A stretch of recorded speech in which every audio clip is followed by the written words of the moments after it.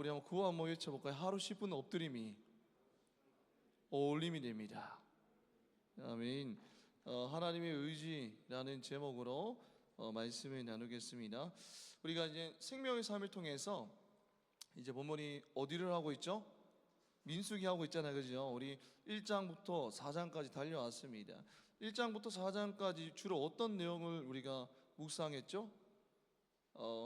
성막 봉사 전담 지파가 어느 지파입니까? 레위 지파잖아요, 그죠? 구별된 지파입니다. 그리고 또 뭐를 계속했죠? 계수했죠? 인구를 계수하지 않았습니까? 전쟁에 나갈 그 20세 이상의 남자들의 인구를 계수했습니다. 그 인구를 계수하고 나서도 또 뭐를 했죠? 진영을 배치하지 않았습니까? 동, 서, 남, 북으로 그렇게 세 지파씩 모여서 그렇게 12지파가 진을 치며 이 성막을 중심으로 진을 치고 있는 것을 우리가 알 수 있었습니다. 그래서 이 민족은 더 이상 이제 오합지졸 군중이 아니라 무엇으로 재편되었죠? 하나님의 군대로 재편되었습니다. 여러분들, 우리 청년부도 저 멀리서 팔짱 끼고 그냥 멀리서 하나님만 쳐다보기만 하는 군중이 아니라 이 공동체 안에서 진행되는 그런 여러 훈련을 통해서 세상이 감당치 못할 하나님의 군대로 거듭나는 은혜가 있기를 주님의 이름으로 축복합니다. 여러분, 오늘 말씀의 2절에 보면 이렇게 말씀합니다. 이스라엘 자손에게 명령하여 모든 나병 환자와 유출증이 있는 자와 죽음으로 부정하게 된 자를 다 진영 밖으로 내보내네라고 하고 있습니다. 여러분들, 이제 하나님께서 주시겠다라고 약속하신 그 가나안 땅을 향해서 갈 준비가 이제 완료되었어요. 이제 모든 것이 다 갖춰졌습니다. 군대도 계수했고 뭐 진영도 배치했고 행군하는 순서도 다 이렇게 알려주셨어요. 여러분들, 군대가 형성되기 위한 조건이 뭐가 있죠? 여러분들, 군인이 있어야 되고 또 지휘체계 그리고 또 조직이 갖춰져야 되지 않습니까? 그 모든 것들이 지금 다 갖춰져 있어요. 이제 어떻게 하면 되죠? 가나안 땅으로 행군하기만 하면 됩니다. 그런데 여러분들, 세상의 군대와 하나님의 군대는 달라도 달라야 됩니다. 여러분들, 그리스도인이 세상 사람들과 만약에 똑같지 않아요, 그죠? 그러면 그 세상 사람들에게 버려져서 밟혀버리는 그런 존재가 되어버립니다. 여러분들, 세상은 우리에게 세상과 다른 무언가를 기대하지 않습니까? 교회 다니니까 뭔가는 좀 다르겠지라는 어떤 기대를 합니다, 세상 사람들이. 그러나 교회 다니는 사람들이 세상과 별반 다를 거 없다라는 것을 세상 사람들이 깨닫는 순간 하나님의 존재에 대한 기대도 사라지게 돼요. 저 사람들 삶 보니까 별 볼 일 없는 삶을 살고 있는데 하나님 살아계시지 않는 것 같아 라고 하면서 하나님의 존재에 대한 기대도 사라지게 된다는 것입니다. 그리고 우리 삶을 통해서 하나님이 없다라는 것을 그들이 더욱더 확신하게 되는 순간 우리에게 더 이상 기대하지 않게 돼요. 교회를 향해서 기대하지 않게 됩니다. 더 이상 교회를 찾지 않게 된다는 것입니다. 여러분, 하나님의 군대인 우리가 세상과 똑같으면 세상의 군대에 짓밟혀 처참히 버려지는 그런 존재가 되어버리는 거예요. 소금이 맛을 잃어서 그렇게 밟혀져 버리는 것 같이 우리도 그렇게 된다는 것입니다. 그래서 하나님이 군대의 조직과 체계를 갖추게 하신 다음에 오늘 본문에서 그 군대의 핵심을 알려주세요. 그 군대가 행해야 될 것, 핵심이 뭐냐면 무엇입니까? 그 핵심을 한 단어로 말하면 우리 지난번 겨울 수련회 때 24년 겨울 수련회 때 우리가 뭐 했죠? 주제가 뭐였습니까? 거룩이었습니다. 여러분, 그 하나님의 군대의 핵심이 뭐라고요? 거룩이라고 지금 말씀하고 있다는 것입니다. 여러분, 2절에 보면 그 거룩하지 않는 자들의 리스트가 쫙 나와요. 그 리스트가 한 3개 정도 있는데 첫 번째로 알아볼까요? 첫 번째가 무슨 환자입니까? 나병 환자죠, 그죠? 이 나병의 원어를 찾아보니까 차라아트입니다. 원어가 차라아트. 근데 우리는 나병하면 뭐를 떠올리죠? 나병을 요즘 말로 말하면 무슨 병이죠? 한센병이라고 하죠, 그죠? 근데 이 한글 성경에는 나병이라고 번역되어 있지만 이 성경의 원어를 보면 이 차라트는 뭐냐면 나병뿐만이 아니라 심한 고통을 가져다 주는 광범위한 피부 질환까지 포함하는 거예요. 나병도 포함되지만 다른 피부 질환도 포함되는 것입니다. 그러니까 곰팡이에 의해서 감염된 경우도 많고, 피부가 딱딱하게 굳어지는 병이나 피부가 색을 잃어버리는 병이나 마른 버짐, 우리 피곤하면 여기 마른 버짐이 생기잖아요. 그런 것까지 다 모두가 포함되는 것입니다. 여러분, 그런데 성경에서 가장 많이 피부병을 다루는 것이 성경 어디일까요? 여러분들이 가장 창세기 출애굽기까지는 즐겁게 읽다가 어디서 막히죠? 어디서 위기가 오죠? 레위기에서 위기가 오지 않습니까? 여러분, 레위기에서 피부병을 가장 많이 다루고 있습니다. 그러면 하나님은 왜 이렇게 피부병에 대해서 관심이 많으실까요? 한번 질문을 던져볼 수 있죠. 여러분, 인간이 처음으로 입은 옷이 어떤 옷이었죠? 성경 창세기에 보면 어떤 옷이었죠? 가죽 옷이었죠. 여러분이 하나님이 인간 최초의 코디네이터가 되어 주셨어요. 아담과 하와에게 가죽 옷을 입혀 주셨습니다. 여러분, 이 피부라는 단어와 가죽 옷의 이 단어는 결국에는 원어를 보면 동물의 피부를 말하는 거예요. 동물의 피부. 여러분, 가죽 옷은 무슨 피부예요? 동물의 피부라는 뜻입니다. 그런데 원래는 사람에게 옷이 필요 있었나요? 없었나요? 없었죠, 그죠? 벌거벗은 게 아름다운 것이었고 그게 너무나 자연스러운 것이었어요. 아담과 하와가 그렇게 벌거벗고 다니면서 수치스럽지 않았습니다. 너무나 그게 자연스러운 것이었죠. 그게 정상이었다는 것입니다. 그런데 뭐가 들어왔죠? 그들이 죄를 짓고 죄가 그곳 가운데 들어오니까 하나님이 아름답다고 하신 것이 뭐가 되어버렸습니까? 부끄럽고 추한 것이 되어버렸다는 거예요. 여러분, 이게 뭔지 압니까? 죄의 영향력입니다. 여러분, 죄의 영향력이 무엇인지 압니까? 하나님이 아름답게 만드신 것이 추해 보이기 시작하는 거예요. 그게 바로 죄의 영향력입니다. 여러분들 여기 있는 여러분 옆에 앉아 있는 지체들 있잖아요. 여러분들은 누가 만드신 겁니까? 하나님이 만드셨죠. 하나님의 걸작품입니다. 여러분, 그런데 우리는 그 걸작품을 서로 바라보면서 장점이 보이지 않고 뭐만 계속 봐요? 우리는 단점만 보입니다. 그죠? 그 사람이 부족한 점만 보여. 그게 바로 뭐라고요? 죄의 영향력이라는 거예요. 여러분, 내 안에 들보는 보지 못하고 내 옆에 지체인 뭐를 봐요? 티만 계속 보는 거예요. 이게 죄의 영향력입니다. 하나님이 분명 내 옆에 지체 아름답게 만드셨는데 자꾸 추한 것만 보는 거예요. 하나님이 만드신 아담과 하와의 서로의 몸이 막 추해 보이기 시작합니다. 그래서 이 동물의 피부인 가죽옷을 만들어 주셨습니다. 그러면 이게 뭐냐면 피부병은 원죄를 생각나게 하는 것이에요. 피부병은 뭐라고요? 원죄를 생각나게 하는 것이라는 것입니다. 그리고 또 두 번째로, 나병 환자 말고 두 번째로는 무슨 증입니까? 유출증이죠, 그죠? 유출증의 원어를 찾아보니까 조부입니다. 근데 이 조부는 주부에서 파생된 단어예요. 근데 이 주부 뜻이 뭐냐면 흐르다, 쏟아져 나오다라는 뜻입니다. 그러니까 여러분들 볼게요.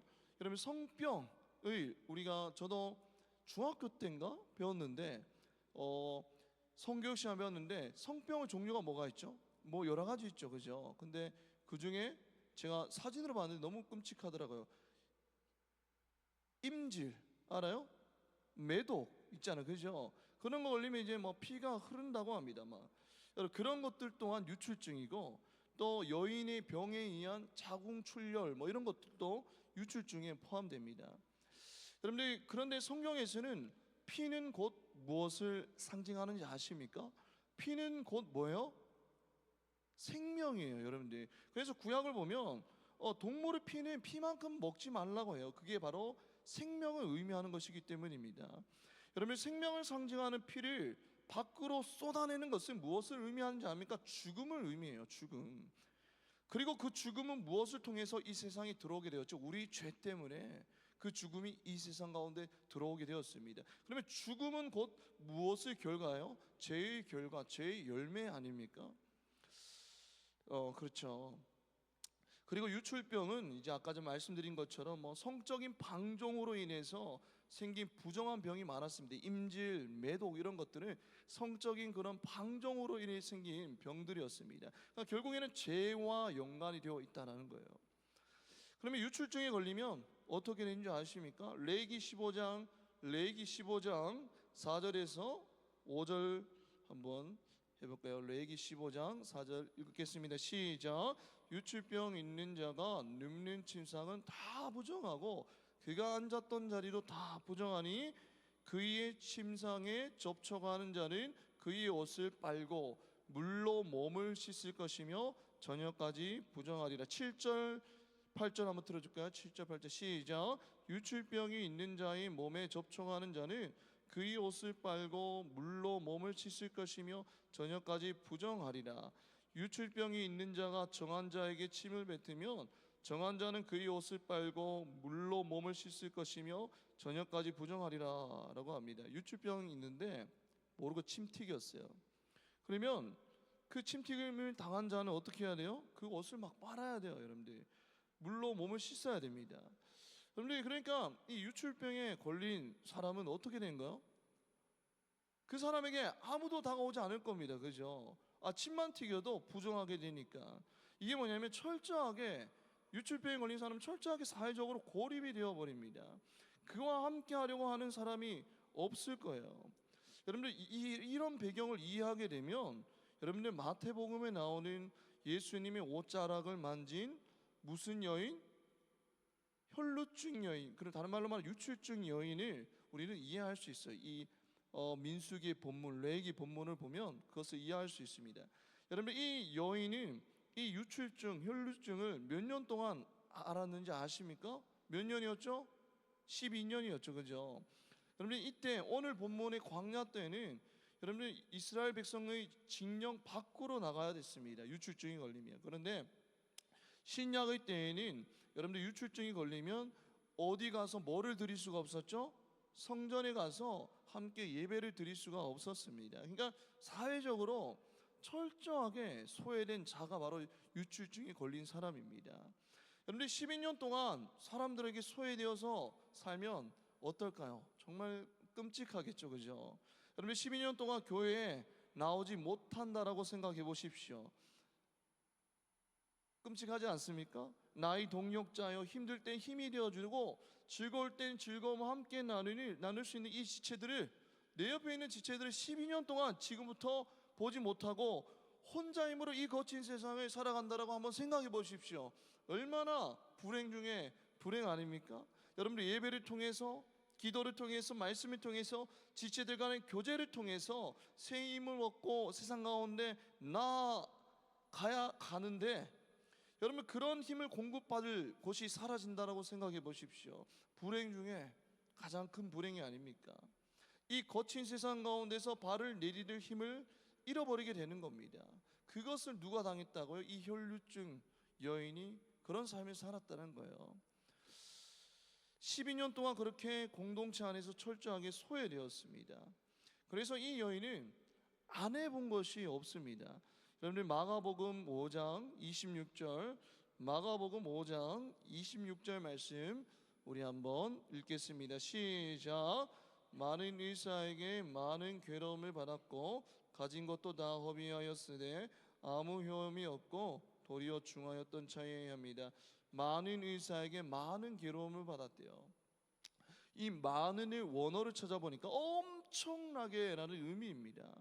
그러니까 이 많은이라는 단어를 두 번이나 사용한 것은 이 저자 마가가 이 여인이 엄청난 고통을 강조하기 위한 거예요. 여러분 지금은 오늘날 과학이 발달하고 의료기술이 발달했지만 그럼에도 뭐가 발생하죠? 오진이 발생하지 않습니까? 그러나 이 당시에는 잘못된 진단으로 비과학적인 진료로 터무니없는 치료비 청구로 인해서 환자들이 계속해서 고통에 빠져드는 경우가 많았을 것입니다. 그리고 고대 근동 사회에서 혈류증에 대한 치료 방법을 찾아보니까 마늘과 같은 그런 식물들의 포도주를 섞여서 먹이기도 했다라고 하면 이게 말이 됩니까? 그죠? 말도 안 되죠. 여러분 이렇게 12년 동안 가진 것을 다 허비할 정도로 치료를 받으러 그렇게 다녔는데 낫기는커녕 오늘 그때 본문 마가복음 5장 26절의 본문에 보면 아무 효험이 없고라고 말씀합니다. 그럼 그녀의 가장 큰 소원은 뭐죠? 이거 하나만 나오면 소원이 없습니다. 이 혈류증만 나오면, 이 유출증만 나오면 평생에 소원이 없어요. 이 여인이 이것만 나오면 사회에서 더 이상 소외받지 않아도 되고 몸과 마음이 건강하게 살아갈 수가 있습니다. 더욱이 성전에 나아가서 마음껏 예배를 드릴 수 있다는 거예요. 그래서 지금 이 상황 가운데서 그녀가 할 수 있는 유일한 것은 뭔지 압니까? 무엇을 만지는 것? 예수 그리스도의 옷자락을 만지는 것. 이것이 그녀의 할 수 있는 유일한 것이었습니다. 물에 빠졌을 때 지푸라기 잡는 심정으로 그렇게 옷자락을 건드렸을 거예요. 그래서 그렇게 한 여인에게 뭐라고 말씀하시냐면 예수님께서 이렇게 말씀하십니다. 이르시되 딸아 안심하라 네 믿음이 너를 구원하였다 하시니 여자가 그 즉시 구원을 받느니라 라고 하십니다. 여러분 이 여인의 마음을 한번 배워볼까요? 예수님과의 그런 극적인 만남으로 인해서 병이 치유되는 그런 기쁨을 누리게 됩니다. 여러분 육신의 질병뿐만이 아니라 모든 사회적인 굴레에서 해방되는 은혜를 경험하게 됩니다. 언제요?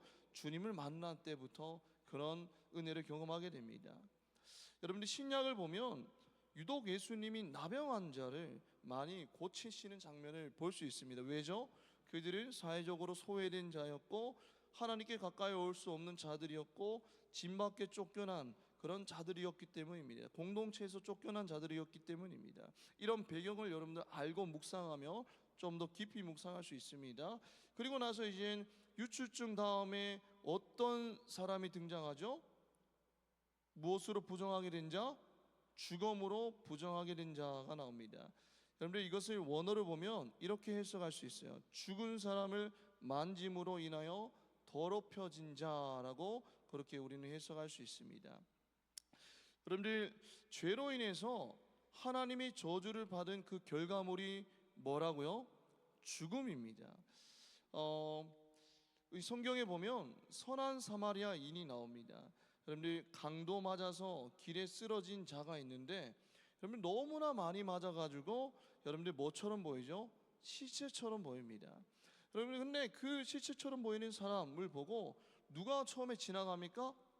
처음에 누가? 제사장이 지나가죠. 근데 제사장이 그냥 지나쳐가죠. 그리고 그 다음에 누가 지나갑니까? 레위인이 지나갑니다. 근데 레위인이 또 그냥 지나가 버리죠. 여러분 그들이 못된 사람이라서 그 사람을 지나갔을까요? 아닙니다. 여러분 하나님의 율법을 잘 지키기 위해서 그 죽어 보이는 사람을 지나쳐간 거예요. 왜냐하면 시체를 만지면 어떻게 되죠? 부정해지기 때문입니다. 여러분 율법에 의하면 대제사장은 어떤 시체에도 가까이 가면 안 됩니다. 부모의 시체에도 가까이 가면 안 돼요. 여러분 이게 뭐냐면 그 정도로 하나님은 무엇을 싫어하세요? 죽음을 싫어하십니다. 여러분들 우리는 죽음을 싫어하시는 그 하나님을 통해서 하나님의 은혜가 어느 정도인지를 우리는 알 수 있는 거예요. 여러분들 우리는 영원히 살도록 만들었는데 우리 죄로 인해서 다 죽게 되었습니다.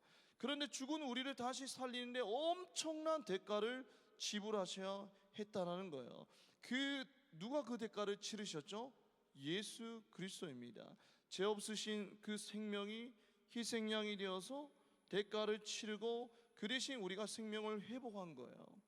하나님은 죽음을 너무 싫어하시지만 자신의 독생자 예수로 죽음에 대한 대가를 치를 만큼 여러분들을 사랑하신다라고 말씀하고 있다라는 것입니다.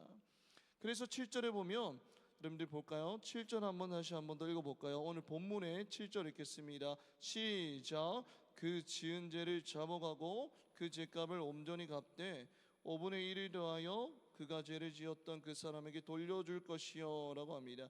여러분이 죄를 짓게 되면 어떻게 해야 된다고요? 자복을 해야 되고 또 나의 죄로 인해서 피해를 받은 사람에게 무엇을 줘야 돼요? 5분의 1을 더하여서 그 사람에게 돌려줘야 된다고 합니다. 이게 무엇을 의미하냐면 우리가 죄를 지었을 때에는 반드시 뭐가 따른다는 거요? 대가가 따른다는 것입니다. 여러분들 공기가 너무 건조해서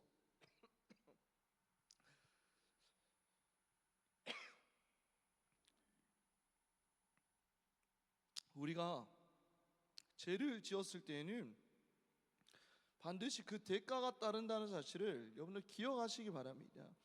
여러분들 그냥 없어지고 사라지는 죄는 없다라는 거예요. 여러분 시간이 약이라는 말이 있죠, 그죠? 여러분 상처는 시간이 흐르면서 조금씩 사라질 수도 있습니다. 그러나 죄는 시간이 흐른다라고 해서 저절로 사라지는 것이 아니라는 사실을 기억하기 바랍니다. 결국 죄값을 치러야만 하는 거예요. 그래서 누가 십자가에서 그 죄값을 다 치르셨죠? 예수 그리스도께서 그 죄값을 다 치르셨습니다. 그럼 우리는 어떻게 해야 되죠? 죄를 지었을 때 다시 한 번 더 예수 그리스도로 나아가야 된다는 거예요.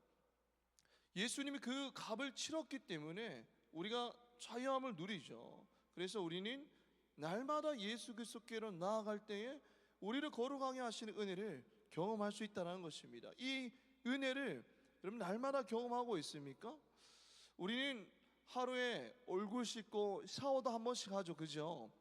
그러나 우리의 죄에 대한 회개는 하지 않을 때가 있습니다. 그냥 넘어갈 때가 있다라는 거예요.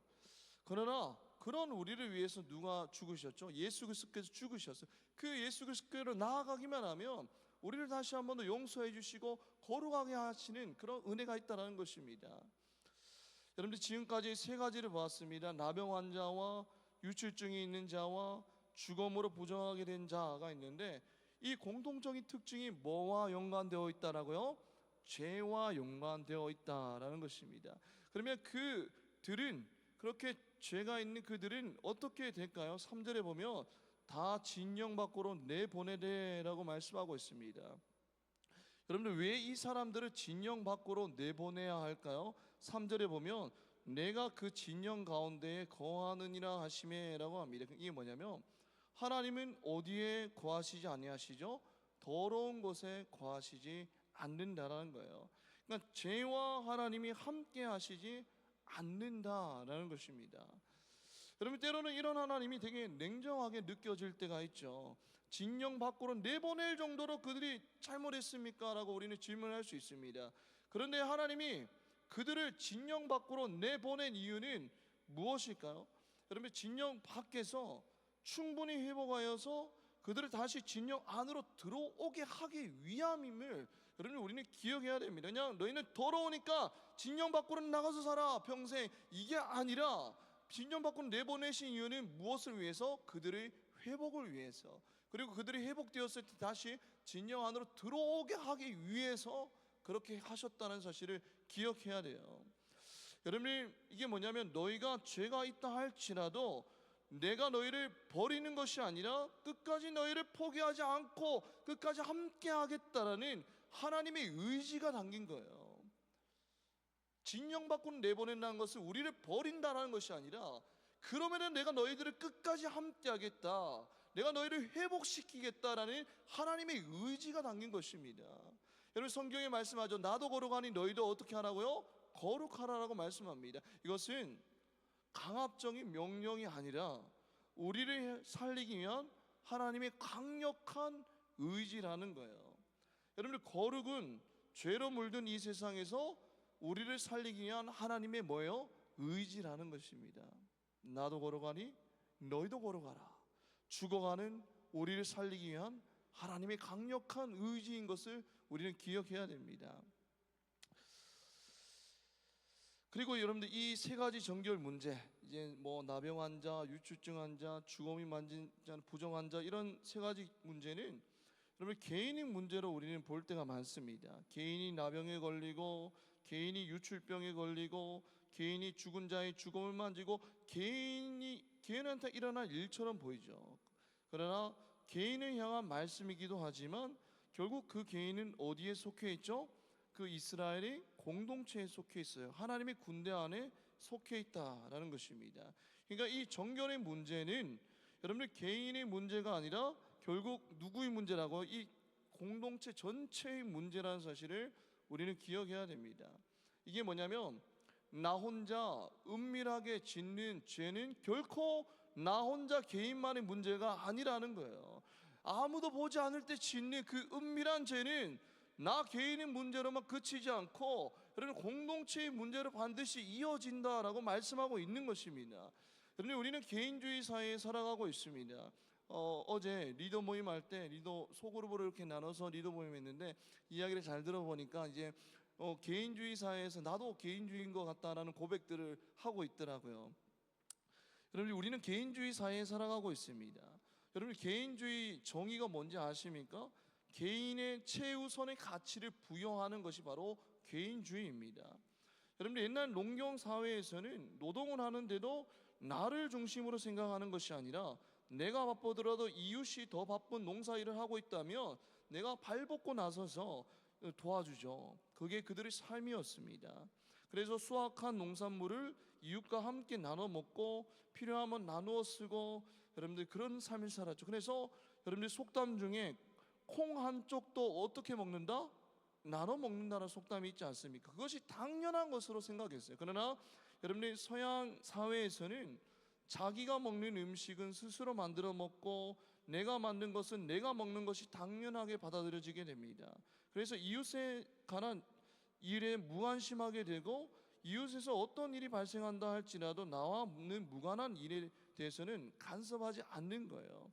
여러분 이런 가치관과 문화가 우리 안에 들어오면서 우리의 신앙생활에도 영향을 미치고 있다라는 거예요. 여러분들 개인주의가 여러분 문화뿐만이 아니라 우리 삶뿐만이 아니라 우리 신앙에도 영향을 미치고 있다라는 것입니다.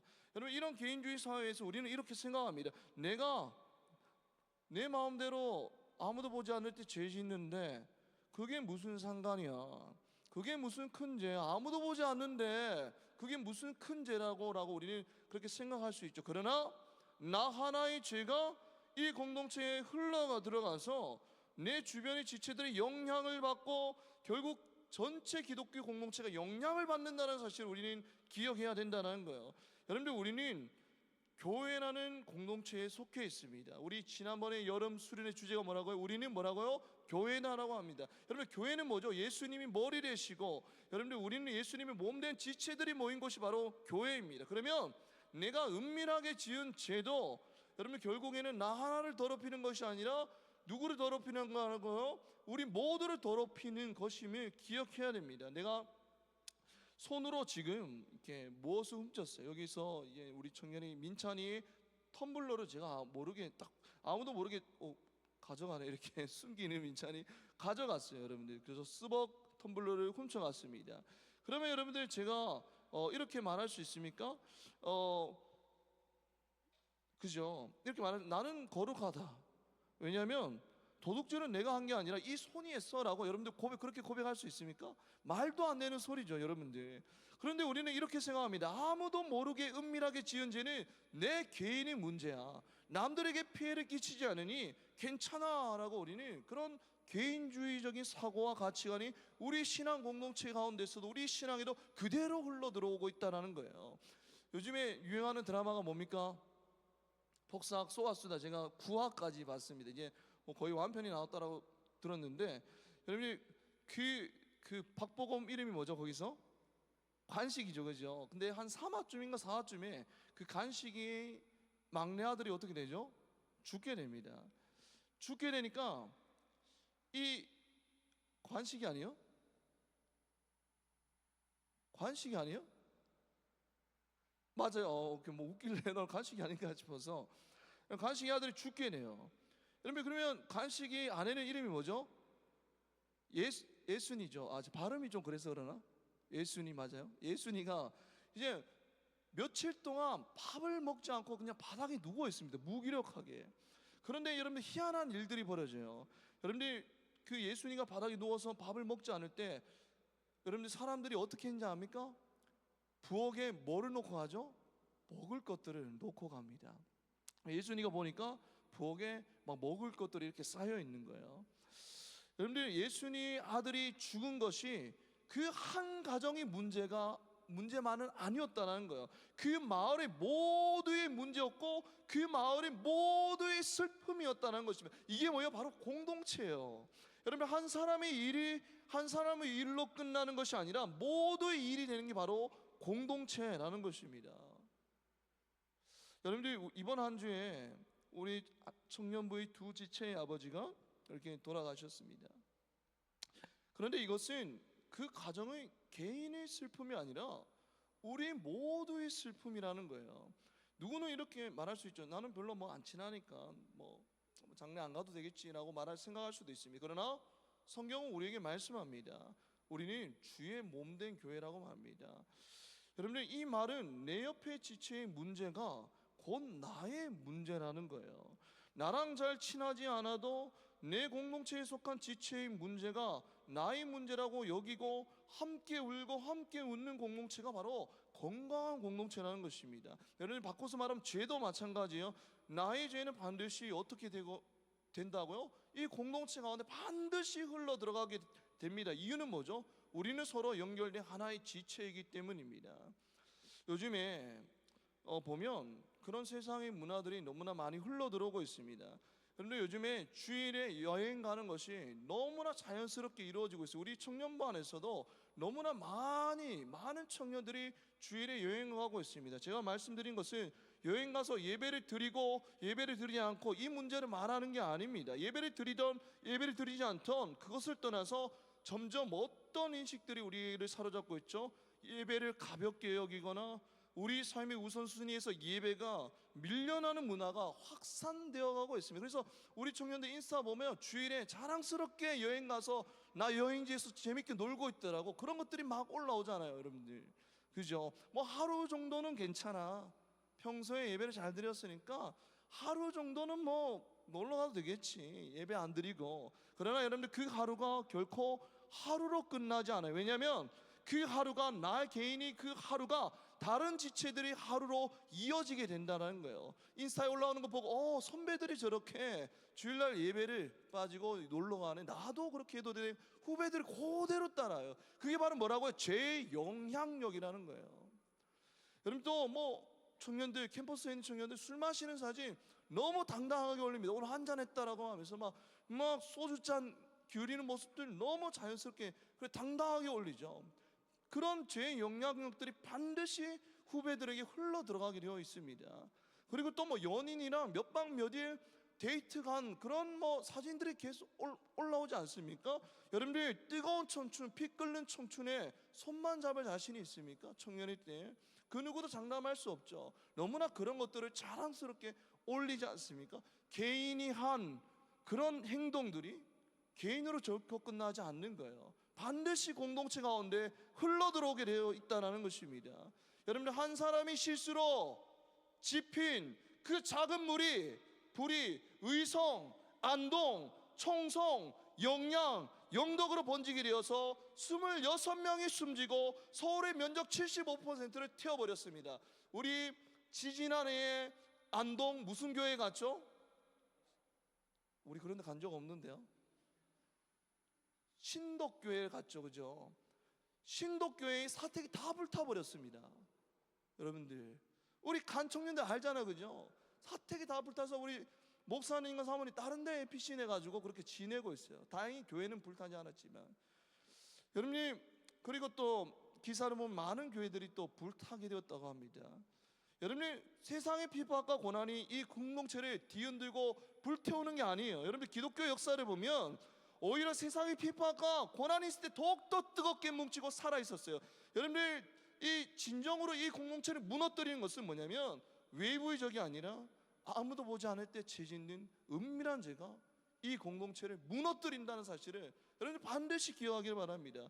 나 한 사람의 죄가 나로 끝나는 것이 아니라 우리 공동체의 영적인 타락으로 이어지는 것을 기억하고 우리는 날마다 우리 대제사장 대신 그런 우리를 위해서 십자가에 달려 죽으신 예수 그리스도께로 날마다 나아감으로써 우리 거룩을 회복하는 주의 청년들 되기를 주님의 이름으로 축복합니다. 이 시간 우리 다 같이 찬양함으로 나아가겠습니다.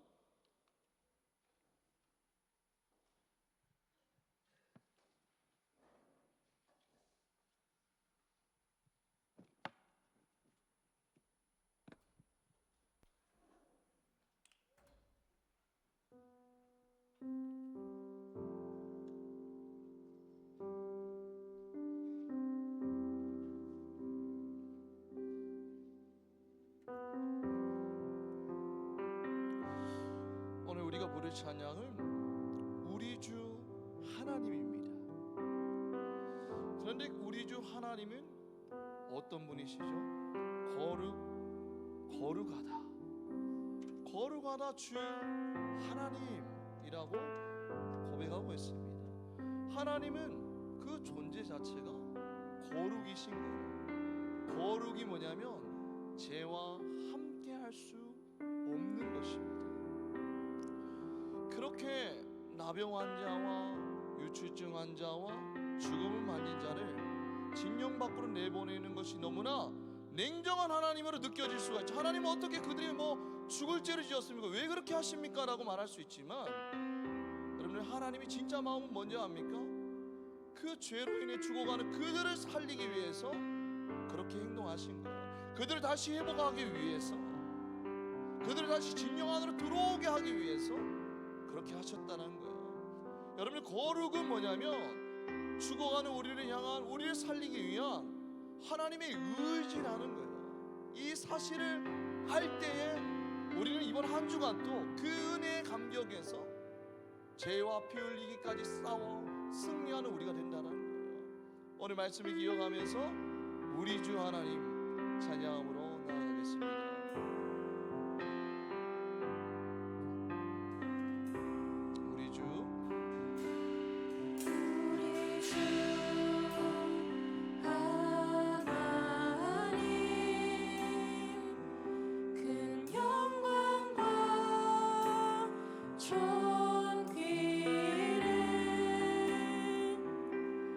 받기에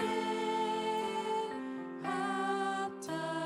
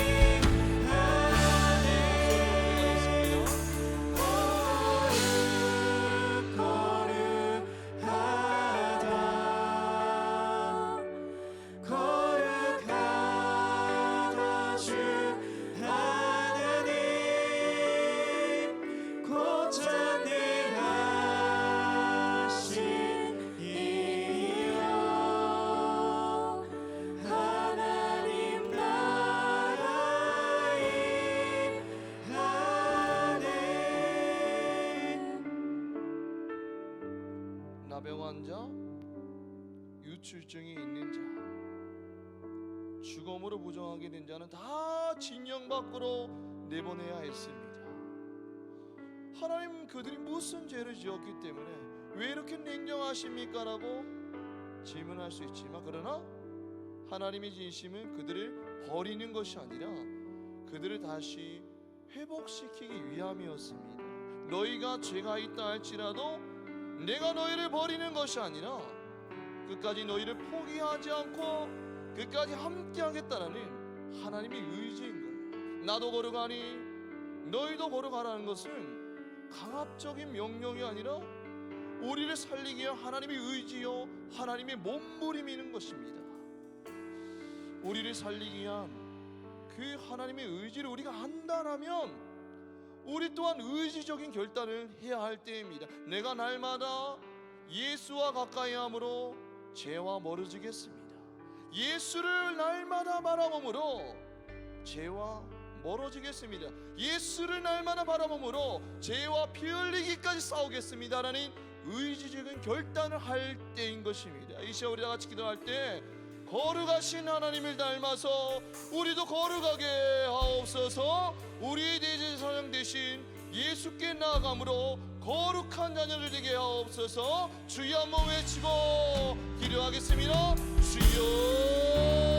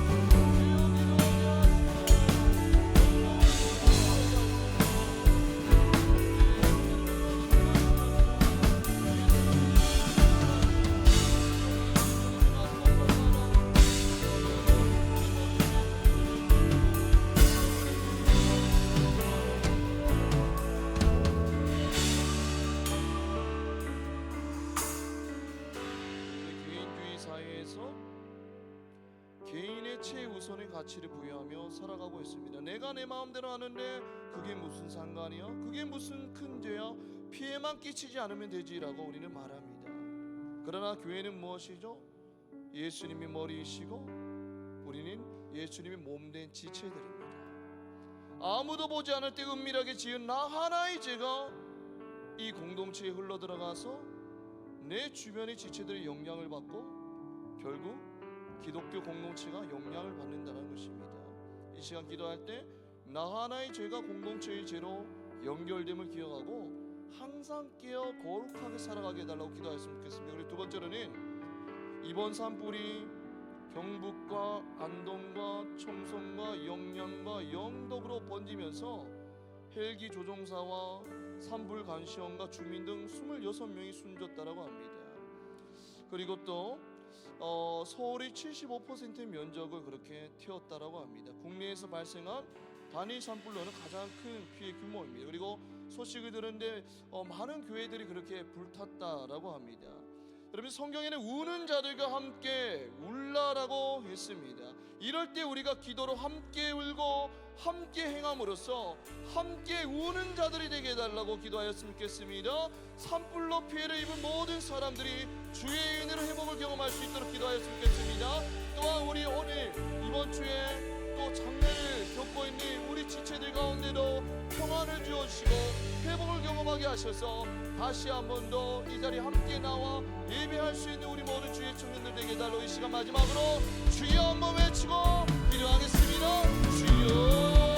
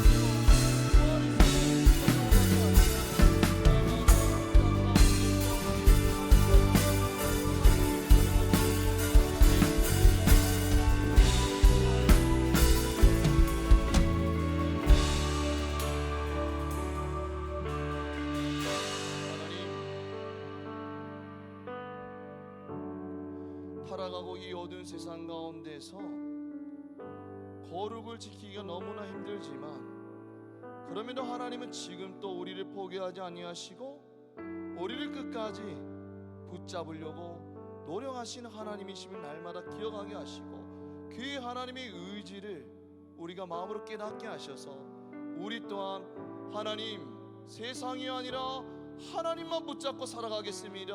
하나님의 거룩한 자녀로 살아가겠습니다라고 의지적으로 결단하며 나아갈 수 있는 주의 청년들 될 수 있도록 하나님 인도하여 주옵소서. 아무도 보지 않는 은밀한 죄가 나 하나로 끝나는 것이 아니라 우리 공동체로 흘러감을 기억하게 하시고 날마다 우리 대제사장 되신 예수 그리스도를 바라보며 살아갈 때에 그 은혜를 우리 공동체 가운데 흘러보내며 하나님 나라를 든든히 세워나가는 주의 청년들 될 수 있도록 축복하여 주옵소서.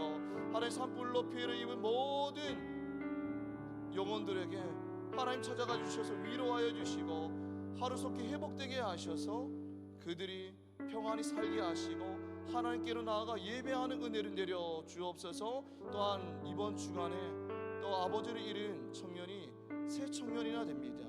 하나님 그 청년들에게 찾아가 주셔서 위로하여 주시고 사랑한다 내 아들아 사랑한다 내 딸아 말씀하여 주시고 그까지 함께 하시는 그 인생을 책임져 주시는 그 하나님을 만나고 평안을 얻는 주의 지체들 될 수 있도록 축복하여 주옵소서.